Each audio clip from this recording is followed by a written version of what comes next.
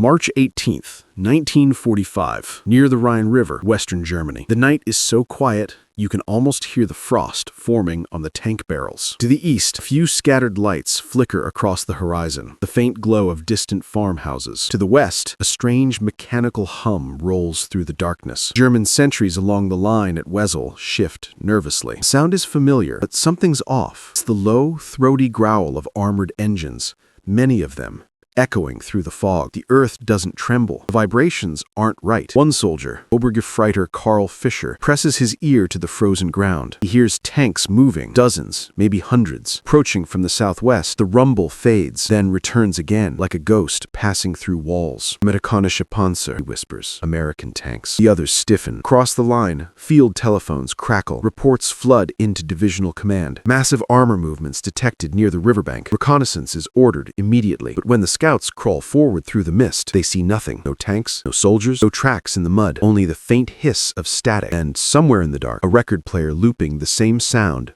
over and over. Hours earlier, a convoy of unmarked trucks had arrived in this exact spot. Their drivers wore no unit insignia, just plain olive drab. They worked in silence, unloading strange inflatable tanks, canvas half-tracks, wooden artillery barrels. Every motion was rehearsed, every illusion. These men weren't ordinary soldiers. They were painters, sound engineers, and radio technicians from New York and Chicago, members of a top-secret unit officially known as the 23rd Headquarters Special Troops. For the few who knew, they were called something else, the Ghost Army. Their mission was simple: pretend to be an entire division of the U.S. Army, make the Germans believe they were facing 30,000 men, when in truth, fewer than 1,100 stood in the fields that night. By midnight, the hills were alive with illusions. Canvas Shermans loomed in moonlight, their air-filled hulls swaying gently in the breeze.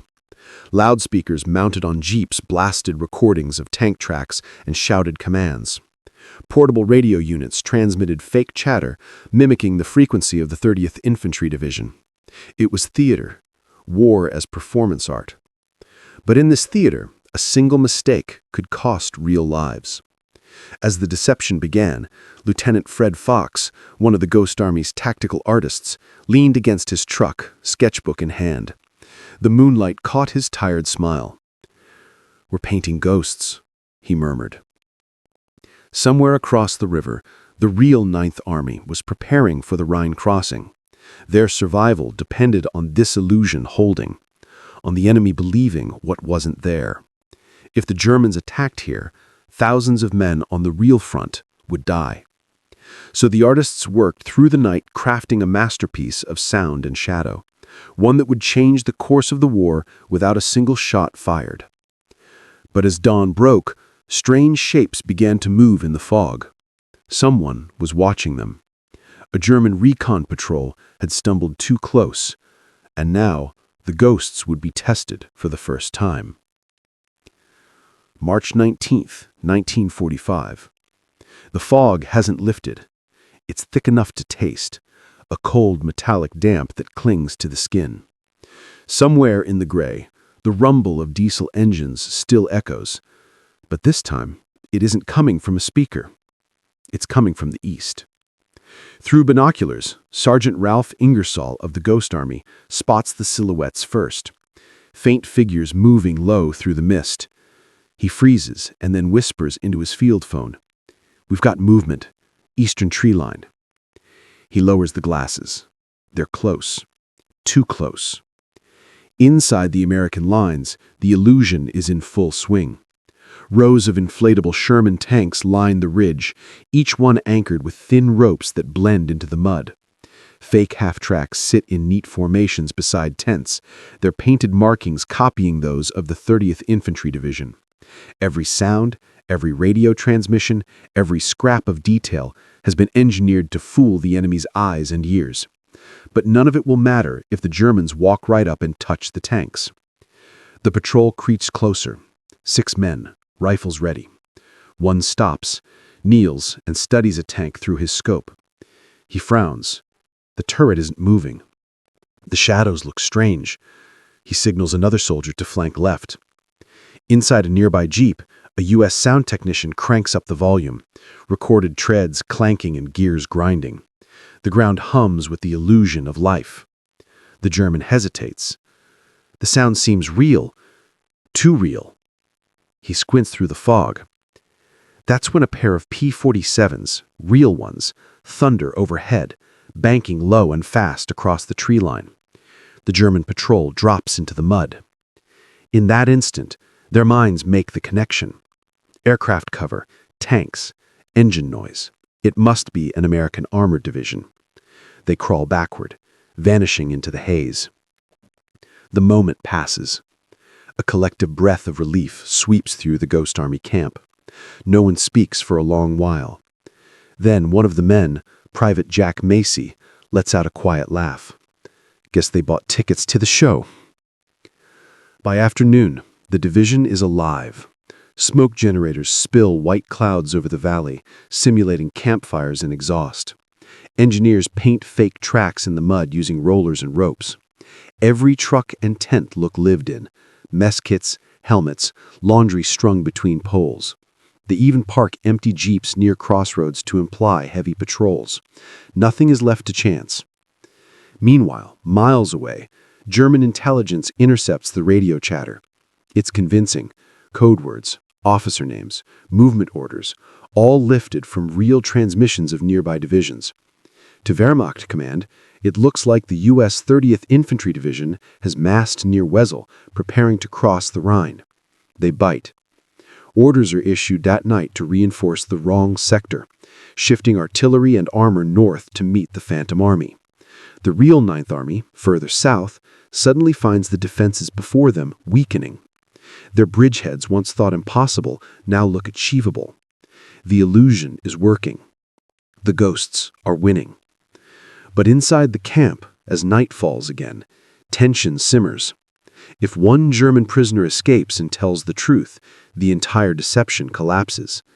And word is spreading that enemy spotter planes are coming at dawn. How do you hide an army that doesn't exist from the sky? March 20th, 1945. Dawn breaks over the Rhine Valley in a wash of gray and pale gold. The mist clings stubbornly to the ground, swirling around the fake Shermans and wooden artillery like smoke from an unseen fire. High above, a small reconnaissance plane hums into view. A German Fiesler 156, Storch, its tiny engine buzzing faintly. The pilot scans the landscape, eyes sharp for movement. Below, the Ghost Army holds its breath. Every man is still. Every sound is calculated. It's the opening move of Operation Forager, the U.S. invasion of the Marianas. For the Japanese command, this battle is supposed to be decisive, the moment to halt the American advance. For the Americans, it's a test of a new idea, that even small carriers, working in swarms, could deliver overwhelming air power. The Japanese call it the Great Marianas Turkey Shoot, but they don't yet know who the turkeys will be. Below deck on the USS White Plains, the heat is suffocating. Mechanics stripped to their undershirts, sweat dripping into open engine panels. The smell of aviation fuel hangs thick in the air. On deck, Lieutenant George Gunner Lane kneels beside his FM-2 Wildcat loading .50 caliber belts by hand. He looks up to see another carrier, the Killeen Bay, just a few miles off their starboard bow. Dozens of planes sit ready, wings folded like sleeping birds. The escort carriers are slow, vulnerable. Their armor is paper-thin compared to fleet carriers, but they have one advantage: numbers. Each of these small decks can launch a handful of fighters and bombers, but together they can fill the sky. By mid-morning, the first Japanese airstrike comes screaming in from the west. 40 A6M-0s descend in tight formation, sunlight flashing off their wings. The Americans are ready. From 12 small carriers, more than 150 fighters surge upward, climbing into the sunlight in tight, disciplined waves. Wildcats and Hellcats weave through the incoming swarm, machine guns blazing. In the chaos, one Zero after another bursts into flame. Over the radio, "Splash one bandit. Make that 2, 3, they're breaking off." The air battle lasts only minutes. The Japanese strike force, elite pilots from the carriers Hio, Junyo, and Zuikaku, never reaches the invasion beaches. Most are swallowed by the sea. From his observation post aboard Zukaku, Rear Admiral Takagi Joma stares in disbelief at the flickering dots disappearing on his radar screen. It didn't make sense. These weren't the large fleet carriers he'd trained his men to fight. The attacks came from dozens of smaller groups, coordinated, relentless, and they never stopped coming. In that moment, Joma realizes the truth. The Americans had found a way to turn quantity into supremacy. The baby flat tops, once laughed at, were no longer auxiliaries. They were the backbone of an entirely new kind of naval warfare. And their sting was only getting sharper. October 25, 1944. Off the coast of Samar, the Philippines. The dawn is shrouded in mist and gun smoke. Rain lashes the decks. In the half-light, the ocean looks endless, gray, restless, alive. Aboard the USS Gambier Bay, alarms wail through the corridors. Men stumble from their bunks, boots half-laced, helmets clutched under their arms. Through the static-filled radio, a voice breaks in. Enemy fleet sighted. Battleships, cruisers, and destroyers. Bearing 270, they're closing fast. For a moment, no one believes it. The nearest Japanese surface force was supposed to be over 100 miles away. But through the fog, faint silhouettes emerge. Massive ships, their turrets glinting with the first rays of sunlight. And then the horizon flashes white. Shells. Hundreds of them begin to fall. On paper, this should have been a slaughter. Rear Admiral Clifton Sprague's Taffy 3 group, 6 escort carriers, 3 destroyers, and 4 destroyer escorts now face the full might of Vice Admiral Takeo Kurida's center force, 4 battleships, 6 heavy cruisers, and 11 destroyers. Among them loomed the Yamato, the largest battleship ever built, her guns capable of hurling 1-ton shells 25 miles. The Americans had no battleships, no heavy armor, no escape. But they had something the Japanese didn't. Audacity. Sprague stands on the bridge of the Fanshawe Bay, voice calm but clipped as he barks orders through the radio net. Launch everything you can. Fighters, torpedo bombers, anything that can fly. Attack immediately. Pilots run across slick decks, engines roaring to life. There's no time for proper formation. They're launching into chaos itself. From the Gambier Bay, Lieutenant Commander Paul Doug Richards takes off in his TBM Avenger, still fastening his harness midair. His torpedo bay is empty. There's no time to load. Still, he flies toward the Japanese line, intent on bluffing an attack. From above, it looks insane. Small planes diving at steel monsters, carrier decks turning away under the rain of gunfire. But the illusion works. Kurita, watching from the bridge of his flagship Yamato, hesitates. The sea is crawling with aircraft, dozens of them darting through the clouds, diving and banking, attacking from all directions. Smoke screens rise from the American destroyers, masking their carriers. Torpedoes streak through the water, some duds, others deadly. Then a destroyer appears, the USS Johnston. Commander Ernest E. Evans doesn't wait for orders. He turns his tiny ship straight toward the Japanese line. Let's get in close and give 'em hell. The Johnston charges through shill fire that could vaporize her in seconds. She fires torpedoes, dodges salvo after salvo, and somehow closes the distance. Her torpedoes strike home, crippling the cruiser Kumano. The Japanese formation falters. Evans' ship is torn apart minutes later, but his attack and the wild courage of others shatters Kurita's confidence. Back aboard the Gambier Bay, shells tear through the hull, water floods the engine room. The ship lists heavily. Yet even as the carrier sinks, her aircraft keep launching, pilots taking off from decks already burning, knowing there's nowhere to land. For 3 hours, the small escort carriers and their escorts hold off the largest surface fleet Japan ever sent into battle. When Kurita finally orders a retreat, disbelief ripples through the Japanese command. How could tiny ships, slow, weak, and underarmed, stop an entire fleet? The answer lies not in their guns, but in their spirit, and in the strategy that made weakness into strength.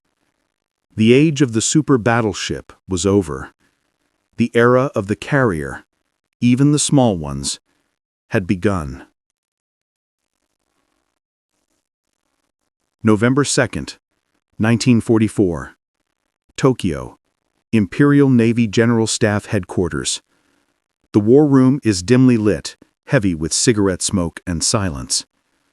A map of the Philippines stretches across the table, covered in red pins, blue arrows, and hastily scribbled notes. Fleet Admiral Soemu Toyoda stands motionless, hands clasped behind his back. Around him, his senior officers exchange uneasy glances. The latest reports from Samar have arrived. Kurida's fleet, once the pride of the Imperial Navy, has withdrawn. Withdrawn from escort carriers. Toyota breaks the silence. 6 carriers, 3 destroyers. That's what stopped the center force? No one answers. A younger officer, trembling slightly, reads from the dispatch.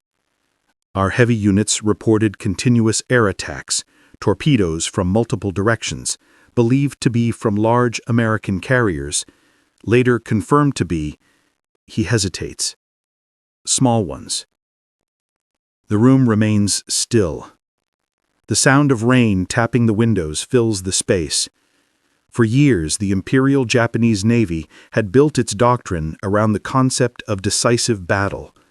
Grand fleets, massive guns, and carrier air wings clashing in open water. But now they were facing a different kind of war.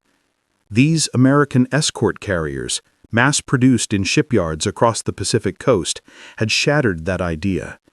Individually weak, but collectively invincible. They weren't built for glory. They were built for everywhere. They hunted submarines. They covered landings. They patrolled convoys. And when the enemy least expected it, they fought back like wolves in a